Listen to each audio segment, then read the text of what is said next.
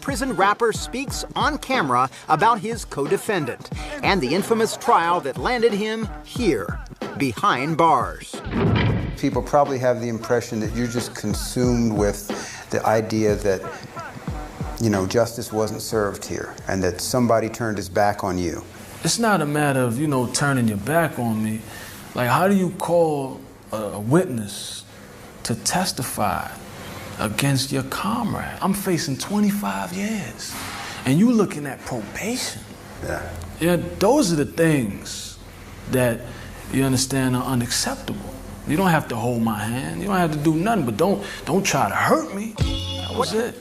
MTV News recently asked Sean Combs to respond to Shyne's allegations, and he emphatically refuted the rapper's interpretation of events. I did not force anybody or tell anybody to say anything that would damage or hurt Shyne's case. I just wouldn't do that. That would not be my intent whatsoever. And you know, that's all I'm really going to say about the matter, not to get into any negative back and forth, because y'all know me over the years on MTV News being involved in certain things. Right now my life is positive, and I'm going to keep it like that.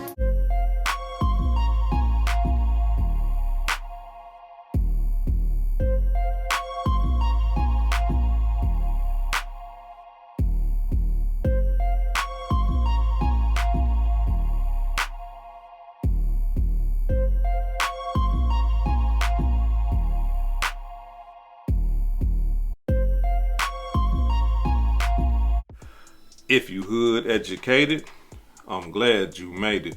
Allow me to unfold my knowledge, wisdom, and understanding from a hood brother's point of view to all of you, here, there, and everywhere. Now check me out. When I was a 18-year-old kid, you know, just wanting to do nothing other than make my mother proud and make Belize proud and do what all of us want to do, be recognized for our talent and take over the world. I was defending him, and he turned around and called witnesses to testify against me, and he contributed. He pretty much sent me to prison. So that is the context by which you must always describe that relationship. Yes, I forgave, I moved on, but let us not pretend as if I was in Miami for Thanksgiving and Christmas. Well, I saw and you that spent a birthday with him once. I saw a birthday cake. I went again to do a charity event for impoverished youth in London. So let us not lose attempting to bring the investment to Belize and to bring the contributions to education to Belize, but don't distort it as if, you know, he and I were bombali. This is someone that destroyed my life, but do I take any joy or any satisfaction with what he is going through? Absolutely not. I am different than maybe other people. No one needs to fail for me to succeed. No one needs to suffer for me. In your at the height of your professional relationship, or thereafter through the reconciliation, when he was an instrumental part of promoting you through Revolt Media, were you aware of these freak-off events, and were you aware of them? Did you have any participation in them? Oh my goodness, Jules Vasquez. Jules Vasquez. Were you aware of them? Jules Vasquez. Were you aware of the freak-offs? Sir, I had nothing to do with Sean Combs' personal life, no interaction. That level, everything was strictly on a professional level. Cold-blooded demonstration. I'm talking about, like, when you talking about betrayal, when you talking about cutthroat, when you talking about the ultimate backdoor, this is what we talking about. There's no honor amongst thieves. And we all know that P. Diddy, Puffy, Brother Love, whatever you want to call him, is a straight up thief. Like I said in my last video, everybody that ever came across this man, I'm talking about, they ain't got nothing. He rich, everybody else poor, broke, and starving. All his artists, name one. Come on, get in the comments. Let me know something. You can't. I done did the homework. But here it is. I'm talking about the way that he did Shyne, bruh. I'm talking about was pathetic. Like the brother just said, man, I'm trying to help him. I'm trying to help him. But not knowing the whole time that behind his back, Puffy, I'm talking about hiring people, paying people to come and point the finger at Shyne and say, hey, he was the one that did that shooting. He was the one that shot that girl in the face. But the girl came out and she was saying it all along. The girl that got shot in the face, she been saying that, hey, Puffy shot me in the face. It wasn't Shyne. Puffy did. But Puffy had so many people coming testifying, pointing at Shyne, that Shyne ended up going to jail and Puffy was free. And the whole time while Shyne was locked up for something that Puffy did, Puffy ain't sent him a dime in Afghanistan money. Cold-blooded demonstration. Now, this is what we call backdoor. Because this right here was a friend. They close. They getting money together. He's the artist. Puffy got all the money. He the artist. He looking at Puffy like, hey, look, we like this here, man. We locked in. I got your back. But the whole time, Puffy backdooring him, setting them up, feeding them to the slaughter. Y'all heard what the man said. The man said he destroyed my life. Look, these are not words that we just say. Whenever you, as a man, whenever you feel that somebody destroyed your life, it's some get back in you. Yeah, you want your lick back for that. When somebody done did something to you that cold, betrayed you, yeah, of course you can say, you know what, it's over with, I done did my time, I'm done with that. But in the inside, if he would be honest, if he can kill Puffy and get away with it, Puffy would be a dead motherfucker. Excuse my language. But a lot of y'all know what I'm talking about, because a lot of y'all feel the same way about people that done betrayed y'all right now today. If you can get away with it, oh, yeah, they ass would be gone. And it wouldn't be nothing to talk about. I can get away with it scot-free. I ain't got to worry about nothing. Yeah, no, I got to get them. I got to knock them off. And so, understand something. With him saying that, believe me, it's something in him that he's rejoicing. Of course he's not going to do it on the camera. But at home, he probably pulled up one of them big old shots.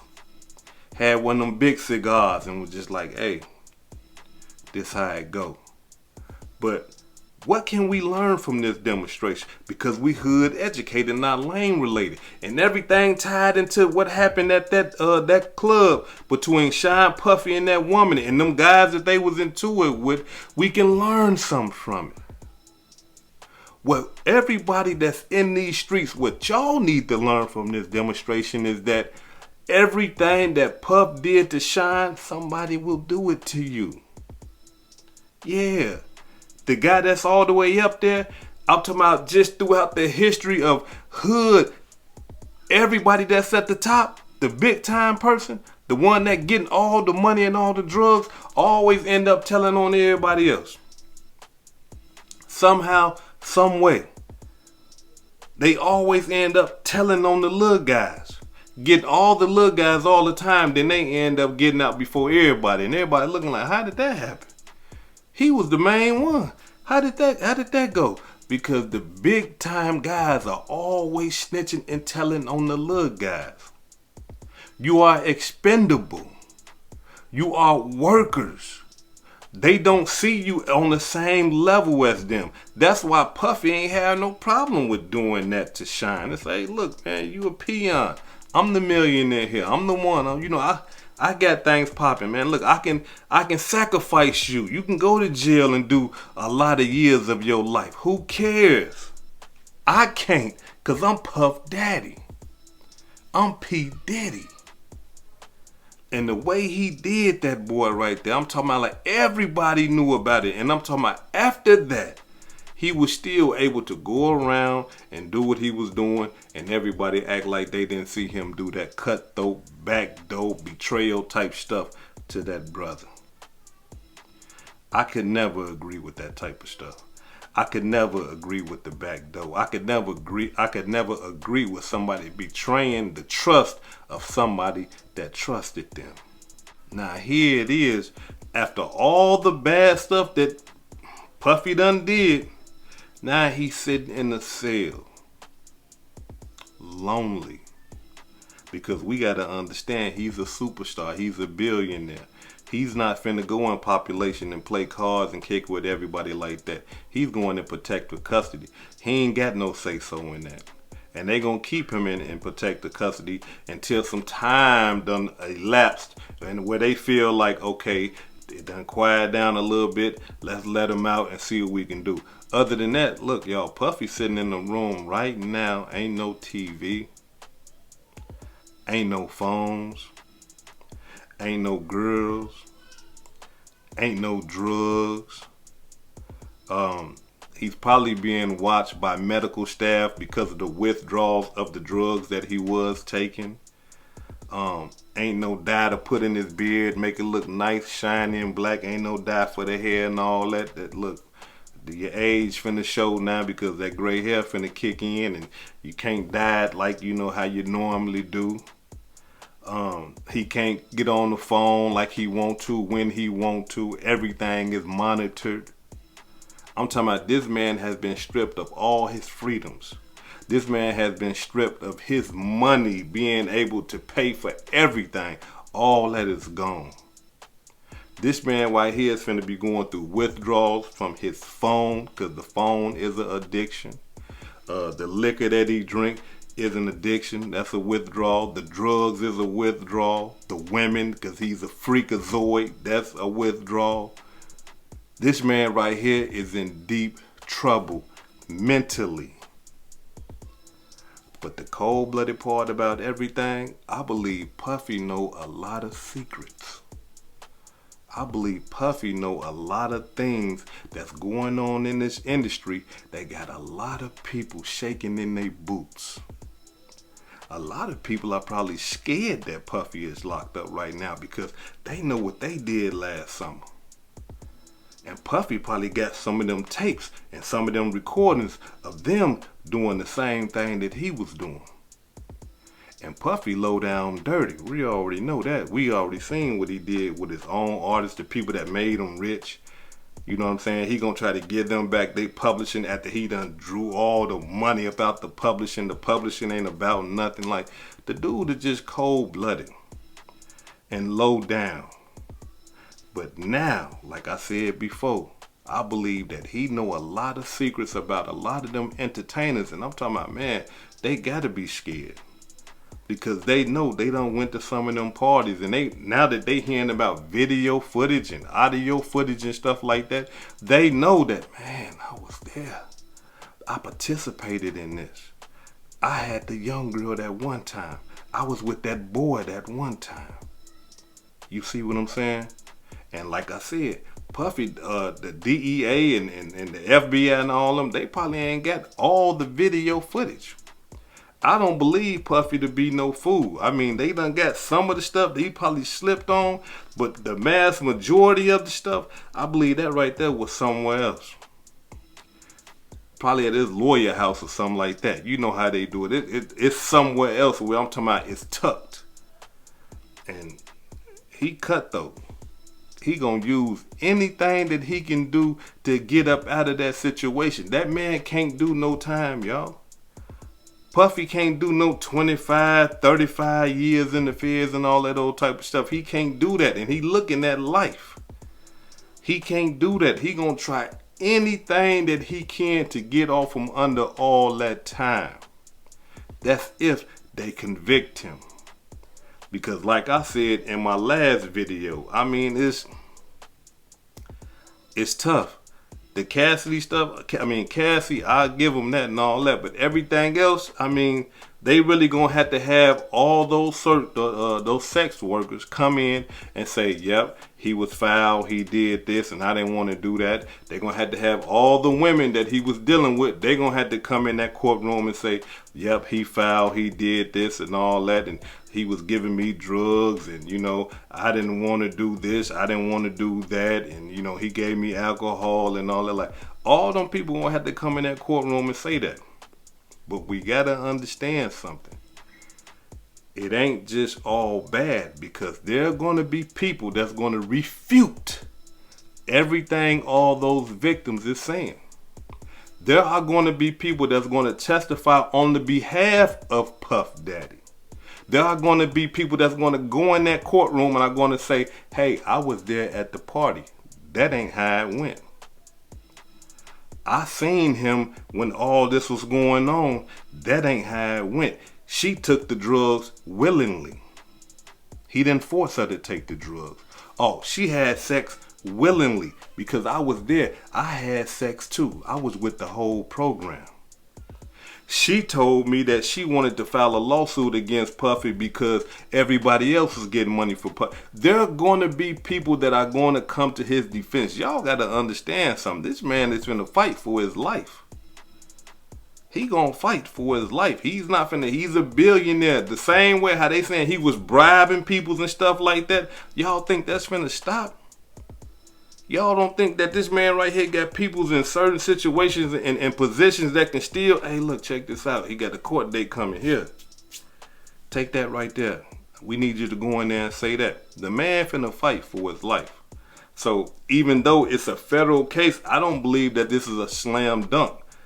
The Cassie thing, slam dunk. We got the video footage. He already admitted to that civilly. That's, look, he cooked on that right there. But everything else, he gonna fight. He gonna fight for that. Before I depart, allow me to say this right here. The brother Shyne said that Puffy destroyed his life. And as we can see, you know what I mean, you know, Puffy betrayed him. And right now today, a lot of the people that Puffy depended on, or a lot of the people that Puffy believed got his back, they about to betray him. A lot of people that Puffy is believing that's going to come to his defense and say, hey man, you know, are finna betray him. The same way he did Shyne. And let me explain to you what I'm talking about.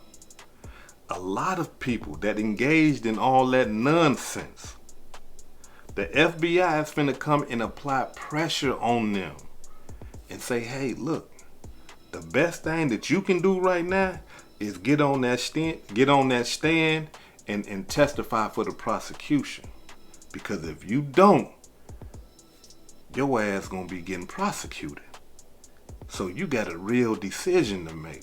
And a lot of them people he was doing the freak offs with, a lot of them people that he was having bribe people and pay people, a lot of them people that he was having beat people and all that old type of stuff, a lot of them people that he was having traveling, bringing drugs and all that old type of stuff, a lot of them that he really believed that got his back, it's finna betray him.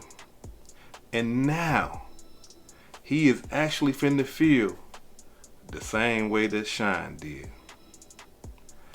This is hood educated, not lane related. Peace and love, and y'all take care of yourself out there. If I said anything that caused you to think, hit that like button and subscribe to the channel if you're not subscribed already. And if you're feeling generous, please make a small donation to the channel. Now before I depart, allow me to give a shout out to some of the blessings that I received this week. Allow me to give a shout out to DC Note 1001 for the $2 super thanks. Thank you. Shadrick Owens for the $4.99 super thanks. Really appreciate that. Thank you. Kwame King for the $1.99 super thanks. Thank you. Deshaun for the $2 cash app. Thank you. Wale Borders for the $3 cash app. Thank you. Tina Thomas for the $5 cash app. Thank you. And last but not least, Sister Tangela Powell for the $8 cash app. This is hood educated, not lane related. Peace and love. And y'all take care of yourself out there.